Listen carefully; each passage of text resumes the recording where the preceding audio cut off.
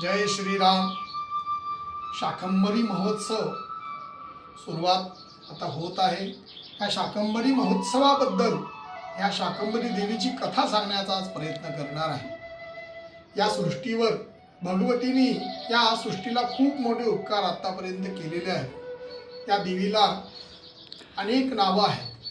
त्यात एक शाकंभरी देवी ही एक उत्पत्ती शाकंभरी पौर्णिमेला होते. प्रत्येक देवीच्या मंदिरामध्ये अनेक शाकभाज्या देवीला अर्पण केल्या जातात. याचं काय महत्त्व आहे हे सांगण्याचा प्रयत्न करणार आहे. या देवीने महिषासुराचा वध केला आहे, शुंभनिशुंभाचा वध केला आहे, रक्तबीजाचा वध केला आहे, चंडमुंडांचा वध केलेला आहे. असे अनेक राक्षस मारल्यानंतर हिरण्याक्ष नावाच्या जो हिरण्यकश्यपूचा एक भाऊ, त्या हिरण्याक्ष नावाच्या कुळामध्ये दुर्गम नावाचा एक राक्षस उत्पन्न झाला होता. तो अतिशय दुराचारी. ह्या राक्षसाने अनेक देवतांचे मंदिर उद्ध्वस्त केले. या सृष्टीवरचे चारी, ही सृष्टी वेदांवर अवलंबून आहे. जशी प्रत्येक आपण जशी यंत्र सामग्री करतो त्याला एक वेगळी संहिता आहे, तशीच ही सृष्टी सगळी वेदावर अवलंबून आहे, वेदावर चालते. वेद ही एक देवीची वेदावर चालणारी ही सृष्टी आहे. त्या सृष्टीवरचे चारी वेद त्या दुर्गम राक्षसांनी घेऊन गेला होता. या सृष्टीवर कुठेही यज्ञयाग होत नव्हते, कुठेही काही होत नव्हते. असा हा दुराचारी दुर्गम नावाचा जो राक्षस आहे त्यांनी अतिशय दुराचार माजवला होता. या सृष्टीवरच्या देवता सुद्धा हतबल झाल्या. देवतेला आविर्भाग मिळत नव्हता, यज्ञयागातली कुठली आहुती मिळत नव्हती, यज्ञयाग होत नव्हते. अशा प्रकारे ही देवी ही सृष्टी दुर्धर झाली. ह्या सृष्टीवर कुठलेही यज्ञयाग होत नसल्यामुळे ह्या सृष्टीवर पर्जन्यवृष्टी सुद्धा थांबली, पर्जन्य सुद्धा होत नव्हता. मग असे 100 वर्ष गेले. ह्या सृष्टी पर्जन्यहीन, जलहीन होत होती. ह्या सृष्टीवर कुठल्याही प्रकारचे वनस्पती उगवत नव्हत्या. अशा वेळेस मग सगळ्या ज्या संत ऋषी मुनी सगळ्यांनी भगवतीची प्रार्थना करण्यासाठी ह्या शाकंभरी देवीला प्रार्थना करण्यासाठी गेली. ह्या सगळ्या प्रत्येकाने आपल्या आपले अडचणी देवीला सांगितल्या की या सृष्टीवर वेद नाही आहेत. वेद नसल्यामुळे यज्ञयाग होत नाहीत. यज्ञात भवती पर्जन्या, जे यज्ञामुळे पर्जन्य होतो असं आपल्याकडे अनेक उदाहरणं आहेत. तर ह्या सृष्टीवर कुठलेही सत्कर्म होत नाहीत. तर ह्या देवीला सगळ्या ऋषीमुनींनी सगळ्यांनी देवीच्याकडे जाऊन प्रार्थना केली.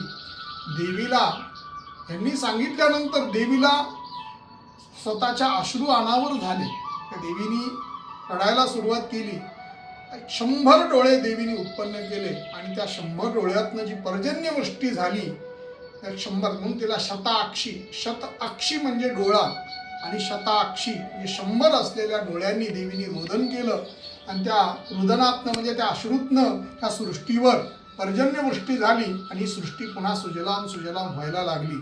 आणि हळूहळू ह्या सृष्टीवर जनावरांसाठी गवत उगवलं गेलं, प्रत्येकाला ज्या वनस्पत्या उगवल्या गेल्या, वनस्पतीची पुनर्जीवता झाली, पाणी प्रत्येक ठिकाणी झालं. असं झाल्यानंतर मग पुन्हा देवीने पुन्हा ह्या ऋषीमुनींना विचारलं, ब्राह्मणांना सगळ्यांना विचारलं, आता काय हवं.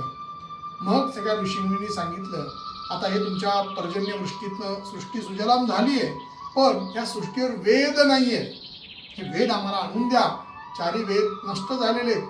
मग देवीने सांगितले कुठून आणायचे. तर याचा काय ऋषीने सांगितले, तो दुर्गम नावाचा राक्षस आहे, त्याच्याकडे ते वेद आहेत, हे वेद मात्र आम्हाला मिळवून द्या.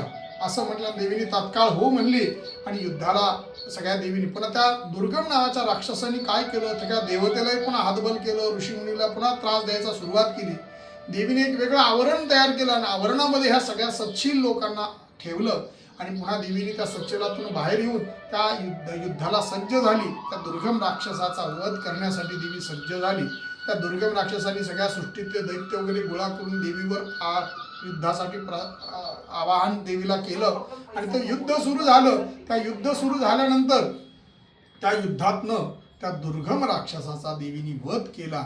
त्या दुर्गम राक्षसाचा वध केल्यानंतर ते वेद हे सोडून घेतले आणि या सृष्टीला पुन्हा सुजलाम सुफलाम करण्यासाठी वेदाला पुन्हा या सृष्टीवर आणलं. वेदा सर्व हितार्थाय असं सांगितलं गेलं.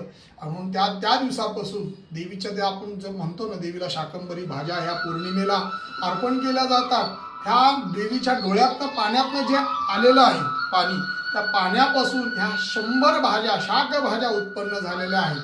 ह्या शाकभाज्या देवीला पौर्णिमेला अर्पण केल्या जातात. देवीला अर्पण केल्यानंतर ती देवी आपल्याला अनेक प्रकारचे आशीर्वाद देतात. पण देवीला ह्या शाकभाज्या कच्च्या भाज्या देवीला अर्पण कराव्यात असंही सांगितलेलं आहे. आणि त्या दिवसापासून म्हणजे त्या देवीने आता स्वतःच्या तेजापासून 10 दशमहाविद्या उत्पन्न केल्या होत्या. त्या दशमहाविद्येने सुद्धा त्या दुर्गम राक्षसाचे जे राहिलेलं सैन्य आहे त्याचा वध करून ह्या सृष्टीला पुन्हा सुजलाम सुफलाम केलेलं आहे. आणि आता या येणाऱ्या पौर्णिमेला होईल तेवढ्या देवीला कच्च्या भाज्या अर्पण कराव्यात, देवीची कृपा प्राप्त करून घ्यावी. आणि त्या दिवसापासून देवीला दुर्गा नावाचं नाव हे उत्पन्न झालं. शाकंभरी पौर्णिमा आपण त्या दिवशीपासूनच देवीला दुर्गा हे नाव, दुर्गा म्हणजे अनेक देवींनी एकत्र केलं की तिला ती दुर्गा होतं. म्हणजे दुर्गा म्हणजे 10 दशमहाविद्या एकत्र झाल्या, सगळ्या महाकाली महालक्ष्मी महासरस्वती एकत्र झाल्या की दुर्गा हे नाव पडतं. दुर्गा हे अनेक देवींनी एक नाव होतं म्हणून तिला दुर्गा हे नाव पडलं.